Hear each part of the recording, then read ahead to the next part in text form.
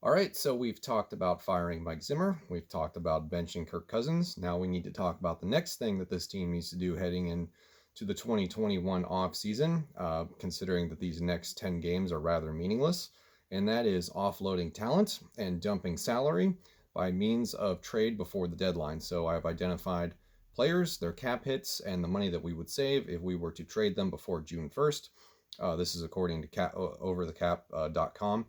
And we're going to go through this one by one, my justification for it, and where we would send them. The final column is the trade destination. I have some teams that we're going to figure out where these guys can go that make kind of sense and go from there. So, to sort of get this out of the way first, though, the Kirk Cousins situation, could he be traded? Yes. Is it likely going to happen? I don't think so. Somebody proposed today on Reddit that the trade that makes the most sense would be a straight up deal, Jimmy Garoppolo for Kirk Cousins, swap with the 49ers, because Kyle Shanahan used to coach in Washington when Kirk Cousins was there, and he ideally would want him in his system, but they got Jimmy Garoppolo prior to Kirk Cousins becoming a free agent in 2018. So it was not in the cards for the 49ers to go after Kirk Cousins. They already had Jimmy Garoppolo. Sunk cost fallacy. So that is why we are where we are at today. It would still, the Vikings would still incur a ton of dead money. They would have to figure out a way to sort of restructure everything so that they wouldn't be absolutely crippled for the next 2 seasons during this rebuild. And that is the reality of the situation. Now, they also stated, and I agree with this, is that bringing in Jimmy Garoppolo isn't an improvement. It isn't meant to be, he isn't meant to be the savior. He's just meant to be a guy that can be a body for the next 10 games, and then we get rid of him at the end of the season, or he takes over his backup duty as we bring in a high-profile draft pick in the next NFL draft. So that's the Kirk Cousins situation. That's why he's not on the board. So moving to the players that are on the board, and some of these sting really bad. Vikings fans, I don't want to see any of these guys go, but the reality of the situation dictates that we overhaul the roster and we get rid of the veterans, we dump the salary while they still have value. And halfway through the season, before the trade deadline occurs, we need to figure out and identify players that will be of value to other teams. So let's start with Kyle Rudolph, the tight end. He's been in Minnesota his entire career. He made note on Instagram today in a comment to a post that he has no desire to go anywhere else. He would like to finish out his career in Minnesota. I commend him for that, and I hope that that's possible. But at the same time, Irv Smith Jr. is the clear future at the tight end position on this team. He will be the tight end one next year. And if they can, they should probably move him. He is a current cap hit at $8.8 million. The team would save $3.03 million if they were to trade him before June 1st. The team that makes the most sense to me would be the New England Patriots. They currently don't have a reliable tight end option for Cam Newton. If they could get somebody like Kyle Rudolph, I think that would make that team better. He's also a reliable pass catcher in the red zone. They went after Dalton Keene and Ossie in the draft, but so far neither of those guys have produced. So it makes sense to me. And it's funny because there was a report today that the Browns tight end David Njoku is demanding a trade again. And WEEI in Boston immediately went to Twitter and called Njoku a possible Patriots target. So they're definitely in the market for a tight end. Kyle Rudolph would make sense to me. Next, we have my boy Harrison Smith, the hitman.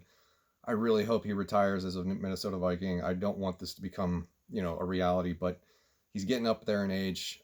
He's getting long in the tooth, and we would save some money with him off of the payroll. I just bought his jersey this year, so if he ends up getting traded and doesn't finish out his career in Minnesota, I'm never buying another jersey again. It's just that's what it is. Unless we draft Justin Fields, then I'm right back in.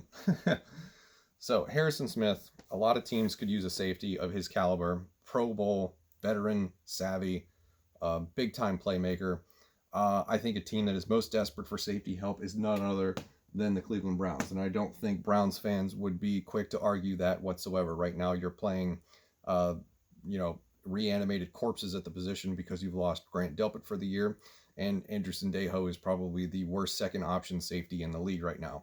It's actually hilarious because I used to stand Andrew Sendejo a couple of years ago, and now he is just comically bad. So that would be the situation that I would think would happen with Harrison Smith. Next, one of the ones that makes the most sense to get rid of immediately would be Riley Reef. It's not every day that an offensive tackle who is playing good football becomes available on the trade market. That is a very, very extraordinarily rare occurrence, in my opinion. And it's funny because we almost cut him right before the season just so we could pay Dalvin Cook his contract extension. Luckily, he took a pay cut to play here, and he's been the best offensive lineman. And that's not to say that the bar is low. It's just that statistically, he's been very good. He's allowed, I believe, 0 pressures and no sacks up to this point. So there's a lot of teams that could use an offensive tackle in this league right now. And the one that I've identified that is the most hurt and still in a competitive spot, if they win tonight, they're 3-3 and they lead their division. So I think I would give a call to the Dallas Cowboys to see if they would be interested in the services of one Riley Reef, who would save them $3.8 million if he is off the roster. Next, we have Anthony Harris, the other safety. It's hard to imagine getting rid of both safeties, considering these are the only 2 real safeties that they carry on the active roster. We would be probably seeing Chris Boyd and Josh Metellus take over at that point, which, if that were to happen, we would immediately have the worst secondary in the league. No questions asked. But Anthony Harris is playing on the franchise tag with $11.4 million. No dead cap space would be incurred by getting rid of him. And I think a team that could probably use him would be the Ravens, because the Earl Thomas situation didn't work out in Baltimore. They're clearly a team that is destined for the playoffs, and they could use Anthony Harris in their secondary. Anthony Harris has played pretty poorly this season, not going to lie. I'm not going to sugarcoat it. So he's probably not going to get the mega contract extension that he would have got had he hit free agency this year. And that's just one of those things that you come back to where it's like, the difference between landing on a franchise tag and actually making it to the promised land that is free agency. Next, a real clear option, because I think he is likely a 1-year rental. I don't know if they had any plans to keep him. And honestly, with the over the cap projections, they're projected to be $24 million over the cap next year anyway. So it's highly unlikely that they're going to be able to keep Yannick Ngakoue. So with the fact that he's on the 1-year deal for $12 million, save $4 million by trading him, you probably get your best asset in return in terms of draft picks. That's the thing I should have mentioned before I started this video, is that all of these trades are done in consideration that the return is draft picks. I'm not looking to get other players or anything like that, just a return on draft capital. And Yannick Ngakoue is a star in this league. He's averaging 1 sack a game. Somebody that needs a pass rush definitely would want him. Now, teams that I looked at, Cardinals just lost Chandler Jones. That makes sense. The Seahawks don't really have a pass rush to speak of other than when Jamal Adams is on the field, but they don't have a lot of cap space, so that'd be a hard one to sell. One that I thought of that would be pretty interesting that might save Dave Gettleman's job would be the New York Giants, because the draft picks that he's made at the position over the last few years haven't panned out. Why not just slap the Band-Aid on it and get Yannick Ngakoue and then hopefully resign him in the offseason? Last but not least, Eric Wilson, only because he's cheap, and it's not that it'd be a good idea to get rid of him, because he's actually playing very well this year, but he's an unrestricted free agent next year. He's probably going to walk in free agency, so might as well get something for him while we can. It's not likely to be a high round pick because he's not the best player in the world at the linebacking position, but he's got one of the more friendly contracts to be a 1-year rental. And a team that probably would love to have a linebacker right now would be the Philadelphia Eagles, after Chase Claypool absolutely embarrassed Nate Jerry 2 weeks ago with that performance. So that is the board. That is these are the players that I think are likely to be shipped out. I'm not saying all of these will happen, but it's likely 1, 2, maybe 3 will happen. Somewhere in that realm, if they happen at all. But this is the way going forward, if you will, as the Mandalorian would say. So let me know what you think in the comments below. Thank you for watching. See you in the next one.